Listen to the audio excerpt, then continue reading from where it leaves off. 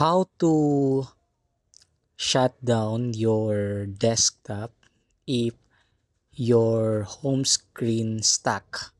So meaning to say you can't click anything, you can't type anything. So this is what happened. So as you can see, this is what happened to my desktop.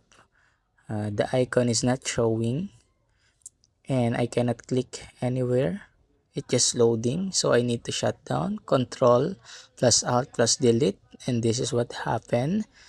Just click on the right side below. You will find the options for shutdown, restart, or sleep. So just simply click shutdown if you want to shut down your desktop. So kindly click shutdown. And then it will now shutting down. So that's it for our tutorial for today.